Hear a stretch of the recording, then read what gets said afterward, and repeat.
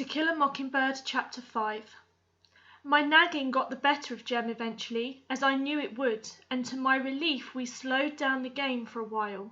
He still maintained, however, that Atticus hadn't said we couldn't, therefore we could, and if Atticus ever said we couldn't, Jem had thought of a way around it. He would simply change the names of the characters, and then we couldn't be accused of playing anything. Dill was in hearty agreement with this plan of action. Dill was becoming something of a trial anyway, following Jem about. He had asked me earlier in the summer to marry him, then he promptly forgot about it. He staked me out, marked as his property, said I was the only girl he would ever love, then he neglected me. I beat him up twice, but it did no good. He only grew closer to Jem. They spent days together in the treehouse plotting and planning, calling me only when they needed a third party. But I kept aloof from their more foolhardy schemes for a while, and on pain of being called a girl, I spent most of the remaining twilights that summer sitting with Miss Maudie Atkinson on her front porch. Jem and I had always enjoyed the free run of Miss Maudie's yard if we kept out of her azaleas, but our contact with her was not clearly defined. Until Jem and Dill excluded me from their plans, she was only another lady in the neighbourhood, but a relatively benign presence. Our tacit treaty with Miss Maudie was that we could play on her lawn, eat her scuppernongs if we didn't jump on the arbour, and explore her vast backlot, terms so generous we seldom spoke to her, so careful were we to preserve the delicate balance of our relationship. But Jem and Dill drove me closer to her with their behaviour.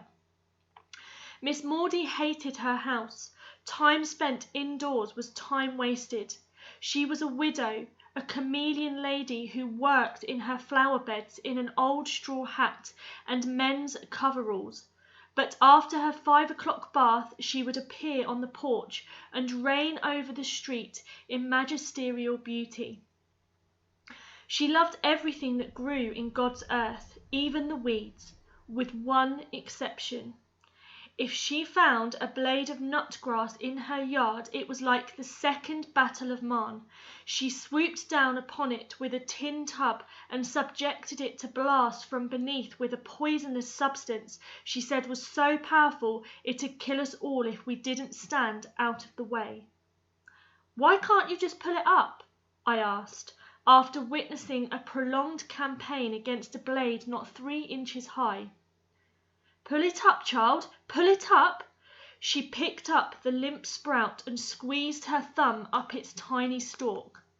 Microscopic grains oozed out. "Why, one sprig of nutgrass can ruin a whole yard. Look here. When it comes fall, this dries up and the wind blows it all over Macomb County." Miss Maudie's face likens such an occurrence unto an Old Testament pestilence. Her speech was crisp for a Macomb County inhabitant. She called us by all our names, and when she grinned she revealed 2 minute gold prongs clipped to her eye teeth. When I admired them and hoped I would have some eventually, she said, "Look here." With a click of her tongue she thrust out her bridge work, a gesture of cordiality that cemented our friendship. Miss Maudie's benevolence extended to Jem and Dill. Whenever they paused in their pursuits, we reaped the benefits of a talent Miss Maudie had hitherto kept hidden from us. She made the best cakes in the neighbourhood. When she was admitted into our confidence, every time she baked she made a big cake and 3 little ones, and she would call across the street, "Jem Finch, Scout Finch, Charles Baker Harris, come here." Our promptness was always rewarded. In summertime, twilights are long and peaceful. Often as not, Miss Maudie and I would sit silently on her porch, watching the sky go from yellow to pink as the sun went down, watching flights of martins sweep low over the neighbourhood and disappear behind the schoolhouse rooftops. "Miss Maudie," I said one evening, "do you think Boo Radley's still alive?" "His name's Arthur, and he's alive," she said. She was rocking slowly in her big oak chair. "Do you smell my mimosa? It's like angel's breath this evening." "Yes'm. How do you know?" "Know what, child?" "That Mr. Arthur's still alive." What a morbid question, but I suppose it's a morbid subject. I know he's alive, Jean Louise, because I haven't seen him carried out yet. "Maybe he died and they stuffed him up the chimney." "Where did you get such a notion?" "That's what Jem said he thought they did." He gets more like Jack Finch every day. Miss Maudie had known Uncle Jack Finch, Atticus's brother, since they were children. Nearly the same age, they had grown up together at Finch's Landing. Miss Maudie was the daughter of a neighbouring landowner, Dr. Frank Buford. Dr. Buford's profession was medicine, and his obsession was anything that grew in the ground, so he stayed poor. Uncle Jack Finch confined his passion for digging to his window boxes in Nashville and stayed rich. We saw Uncle Jack every Christmas, and every Christmas he yelled across the street for Miss Maudie to come marry him. Miss Maudie would yell back, "Call a little louder, Jack Finch, and they'll hear you at the post office. I haven't heard you yet." Jem and I thought this a strange way to ask for a lady's hand in marriage, but then Uncle Jack was rather strange. He said he was trying to get Miss Maudie's goat, that he had been trying unsuccessfully for 40 years, that he was the last person in the world Miss Maudie would think about marrying, but the first person she thought about teasing, and the best defence to her was spirited offence, all of which we understood clearly. "Arthur Radley just stays in the house, that's all," said Miss Maudie. "Wouldn't you stay in the house if you didn't want to come out?" "Yes'm, but I'd want to come out. Why doesn't he?" Miss Maudie's eyes narrowed. "You know that story as well as I do." "I never heard why, though. Nobody ever told me why." Miss Maudie settled her bridge work. "You know old Mr. Radley was a foot-washing Baptist. That's what you are, ain't it?" "My shell's not that hard, child. I'm just a Baptist." "Don't you all believe in foot-washing?" "We do, at home in the bathtub." "But we can't have communion with you all." Apparently deciding that it was easier to define primitive baptistry than closed communion, Miss Maudie said, "Foot washers believe anything that's pleasure is a sin. Did you know some of 'em came out of the woods one Saturday and passed by this place and told me and my flowers were going to hell?" "Your flowers too?" "Yes, Mum. They'd burn right with me. They thought I spent too much time in God's outdoors and not enough time inside the house reading the Bible." My confidence in pulpit gospel lessened at the vision of Miss Maudie stewing forever in various Protestant hells. True enough, she had an acid tongue in her head, and she did not go about the neighbourhood doing good, as did Miss Stephanie Crawford. But while no one with a grain of sense trusted Miss Stephanie, Jem and I had considerable faith in Miss Maudie. She had never told on us, had never played cat and mouse with us. She was not at all interested in our private lives. She was our friend. How so reasonable a creature could live in peril of everlasting torment was incomprehensible. "That ain't right, Miss Maudie. You're the best lady I know." Miss Maudie grinned. "Thank you, Mum. Thing is, foot washers think women are a sin by definition. They take the Bible literally, you know." "Is that why Mr. Arthur stays in the house? To keep away from women?" "I've no idea. It doesn't make sense to me. Looks like if Mr. Arthur was hankering after heaven, he'd come out on the porch at least. Atticus says God's loving folks like you love yourself." Miss Maudie stopped rocking, and her voice hardened. "You are too young to understand it," she said. "But sometimes the Bible in the hand of one man is worse than a whiskey bottle in the hand of your father." I was shocked. "Atticus doesn't drink whiskey," I said. He never drunk a drop in his life. No, yes, he did. He said he drank some one time and didn't like it. Miss Maudie laughed. Wasn't talking about your father, she said. What I meant was, if Atticus Finch drank until he was drunk, he wouldn't be as hard as some men are at their best. There are just some kind of men who are so busy worrying about the next world they've never learned to live in this one, and you can look down the street and see the results. Do you think they're true, all those things they say about Mr. Arthur?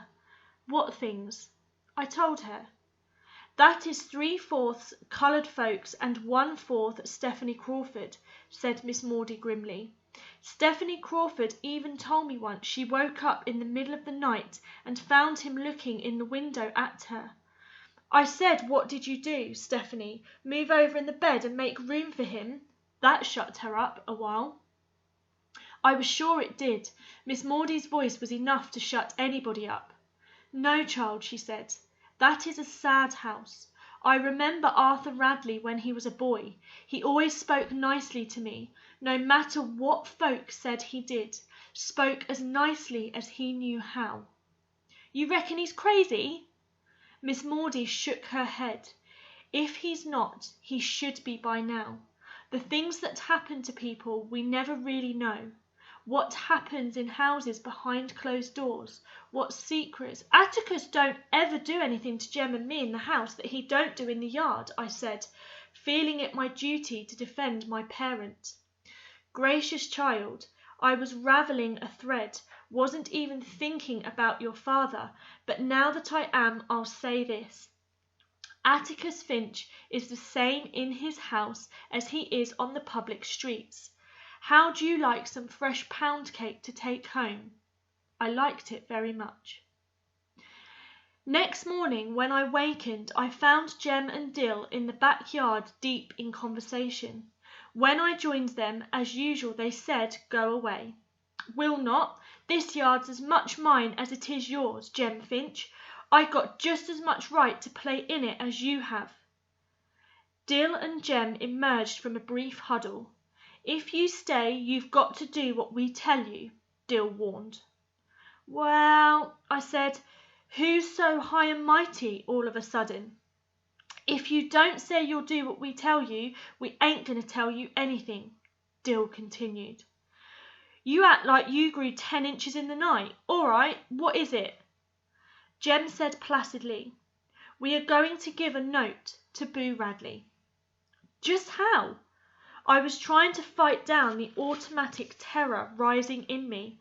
It was all right for Miss Maudie to talk. She was old and snug on her porch. It was different for us. Jem was merely going to put the note on the end of a fishing pole and stick it through the shutters. If anyone came along, Dill would ring the bell. Dill raised his right hand. In it was my mother's silver dinner bell. I'm going around to the side of the house, said Jem. We looked yesterday from across the street and there's a shutter loose. Think maybe I can make it stick on the windowsill at least. Jem, now you're in it and you can't get out of it, you'll just stay in it, Miss Priss.